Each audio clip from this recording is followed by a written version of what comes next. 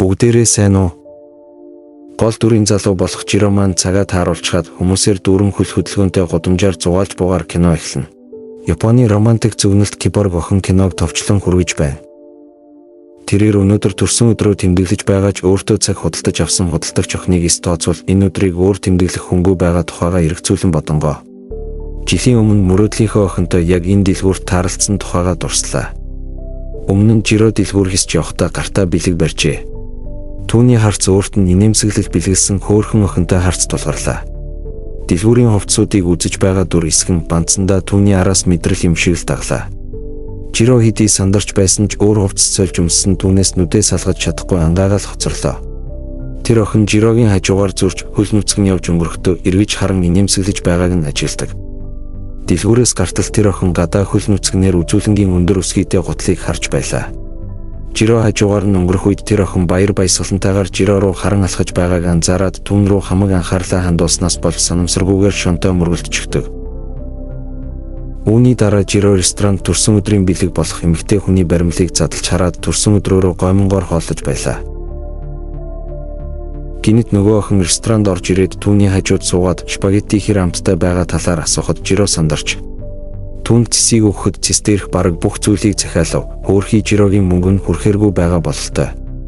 Нөгөө ширээнд найзууд төрсөн өдөр тэмдэглэж байхад нь тэр охин өнөөдөр түүний төрсөн өдрийг тэмдэглэж байгааг хэлээд тэд төрсөн өдрийн хүслээ солилцдог. Охин захиалсан бүхнээ санаа зовохгүйгээр цусалж ширээн дээрх 5 бүрийг дуусгахад Жиро гайхаж орхив. Тэр тооцоог шалгахад охин энэ бол миний амттан төдийл зүүштэй гэд гадаа хүлээж байхыг зарлагдав. Түүнийг гадаа хүлээж байх үед охин түүнийг гүүгээрээ гэд дагуулангүй. Тэднийг зөөгч хөөж сандралтанд цугтцгаалаа. Гүйсээр тэд зах дээр ирж хэсэг хугацаанд тайвширсан хэдий ч дүрсгүй 2 гар алим хулгайлж баригдаад дахиад л цугтцгаалаа. Гүйлцээр тэд өмнө нь харагдах театр руу орж баригдахаас зайлсхийн тайзан дээрх жүжигчдийн дундуур гүйлдэж тоглолтыг самарч илгийн юм болсны дараа тэд гудамж руу зүхтэж чаддаг. Түүний байрны гадаа ирээд охин чулуугаар цон хагалахад цочирдсан тэрээр түүнтэй хамт нуугдцгаадаг. Тэд хотыг харцгаан охин эрэгтэй хүнээс болж өөрт тохиолдсон зовлон шаналлаас болж зүрхэн шархасан тухайгаа ярьж залуугийн ямар зан авир гаргахыг үл тоон илгэрүүн зохиол. Охин чулууг широод өгөөд цонх руу шид гэж гуйхад тэр охиныг тайвшруулдаг. Тэр түүнийг тайвшруулан гудамжаар алхаж байхад нь нүдээ анихыг нь хүслээ. Залууг нүдээ анихад нь түүнийг үдэж жижиг тоглоом гарт нь үлдээлээ. Хариуд нь Жиро охинд баримлаа өгдөг. Шүн болж салах болоход түүнд охин 100 жилийн дараах ирээдүгээс ирсэн гэдгийг хэллээ. Жирог нүдээ анаастай байхыг хараад гайхаж явхаас өмнө нүдээ нэхийг зөвшөөрөв. Жилийн дараа Жиро дэлгүүрт буцаж ирэхдээ тэр охинтой дахин таарна гэж найдаж өмнөх жилийнхээ тухай дурсан тэр ажээ. Тэр шөнө тэнгэрт аянга цахих үед цэнхэр өнгийн бөмбөлөг үүсэж цэнхэр нүдтэй хачин хувцас өмссөн түүний гарч ирж байг харлаа. Харанхуй гудамжинд гимт этгээдүүдийг олж хараад тэдэнтэй ганцаараа тултаж бүгдийг нь болгоод өгнө. Охин одоо хэдэн он билээ гэхэд нэг эрэхтэй түүнд 2008 он гэж хариулна. Хувцсны дэлгүүрт орж ирээд өмнө нь үзэж байсан гутлаа олж өмсөд шууд л гарч явхад дэлгүүрийн худалдагч нар саатуулдаг. Тэр хүч чадлаа ашиглан тэднийг муужруулж унгаагаад өөртөө таалагдсан даашинзыг өмсөхөөр манекентай зүгээр л аваад гараад явчихна. Цагдаад баригдахгүй тулд чадварлагаар манекений дүр эсгэж тэднийг амжилттай хуурч чаддаг. Тэгээд нарийн боовны газар руу явж бялуу хулгайлаад цааш явна. Ресторан дээрэмчин виски ууж байгаа ба Жирог цагаа биширч байх үед охин бялуу цэцэг шампан дарстай орж ирээд төрсөн өдрийн мэнд хүргэе гэхэд Жирог гайхшруулдаг. Гэхдээ охин ерөөсөө нүдээ завчихгүй байгаа нь хачин бөгөөд Жирог лаага үлээх гэхэд нь бялуунд нүрийг нь нээлж шампан дарс цацаж бухимдуулна. Гинэт дээрэмчин буудаж эхлэхэд охин Жирогийн толгойг доош нь дарж хамгаалаад байгаамаа бас. Дээрэмчин бензин балгаж гал гаргах гэхэд охин очиж бууг нь булаагаад бүх бензинийг нь амруу нь цутгаад гал авалцуулж дээрэмчин уммааны бадмын хум. Гэртээ буцаж ирэхэд цоожийг нь эвдээл орно. Жиро гэрээ цэгцлэхээр сандраад л охин өрөөнд нүдэрээ гэрэлтүүлж ирээдүйн өвгөн болсон 65 настай Жирогийн тэрэгцэртэй дүрийг үүсгэж голограм мессежийг идэвхжүүлдэг. Өвгөн Жирог гимтэх байсан буута этгээдээс өөрийг нь аврахын тулд түүнийг илгээсэн гэдгийг тайлбарлаж, орчлон ертөнц өөрөө өөрийгөө зас залруулдаг болсон гэж залуу Жирод хэлжээ. Тэрээр ирээдүйд ирэх зовлон бэрхшээлийг нь урьдчилан мэдэж байгаа учраас охин түүнд туслах ёстой гэв. Охины хувьд робот биш, тэр бол хүний арьс, эд эрхтнэр тоноглогдсон кибернетик организм юм гэлээ. Өглөө Широг угаалгын өрөөндөө ороход киборг охин түүний гэрийн тижээмэл гүрүүлийг олж харна. Охин өглөөний цай бэлтчихсэн тэрч сэтгэл нь хөдлөөлт тэгсэн чинь гүрүүлээр нь хоол хийчихсэн байд юм да иш хөөрхий. Охин түүнийг коллежид нь хүрэхээр явахдаа хоцроохгүй тулд ингээл анги руу наваад явна. Тэр шөнө найзуудтайгаа гадуур гарч халбаг пиво ууцгаахад охин согтоод байгаа мó хаашаа. Нүдэрээ голграм тоглуулахад нь найзууд нь гайхаж байгаа болохоор тэднийг мэдхээс өмнө түүнийг чирээд л аваад явна. Маргааш нь Жиро хоолны газар ажиллаж байтал киборг охин ачааны машинд дайруулах гэж байсан хүүг авардаг. Тэр юу ч болоогүй юм шиг л дотгошоо орж ирнэ. Тэд дэлгүүр хисч киборг охин янз бүрийн сташинз өмсөж үзнэ. Гэртээ буцаж ирээд нэг юм болно. Өсөртлөө алгадуулна гэж л юм байх. Хичээлийнхээ үеэр унтаж өнгөрүүлсэн лекцийг нь нөхүүлэхээр өрөөнд нь хоцорсон лекцүүдийг нь гаргаж хичээл хийхэд нь хүртэл тусалдаг. Тэд хотоор хөвгөлтэй зугаалж бие биентэйгээ дотносож тэр түнд робот биш харин жинхэнэ найз охин шиг нь л байдаг. Нэг өдөр Жирос ирээд түүний нүрт ортогны толботой байхыг хараад гайхдаг.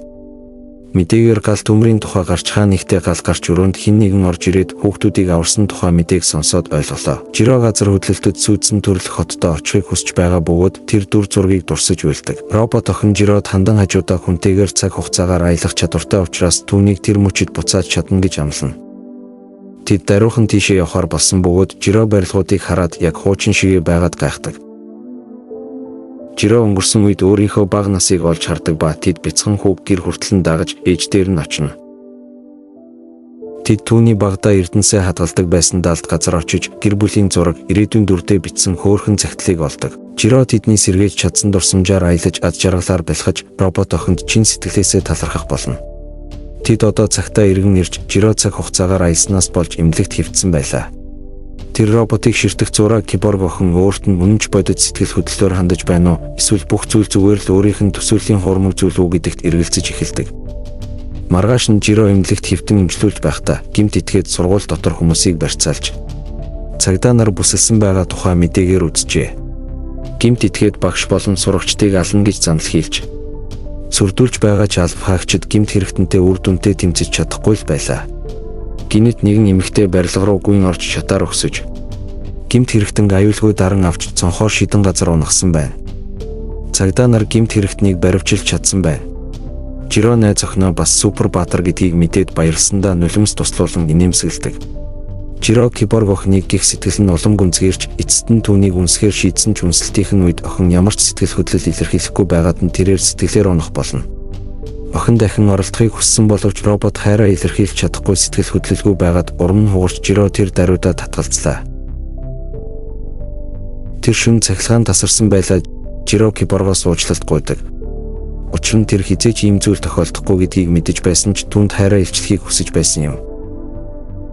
Жиро шөнийн клуб орж өөр эмэгтэйтэй болцож робот охиноор өөрийгөө хардуулах гэж оролцсон боловч робот ямар ч мэдрэмжгүй хөндий хоосон мэдрэмжтэй хിവэр байлаа.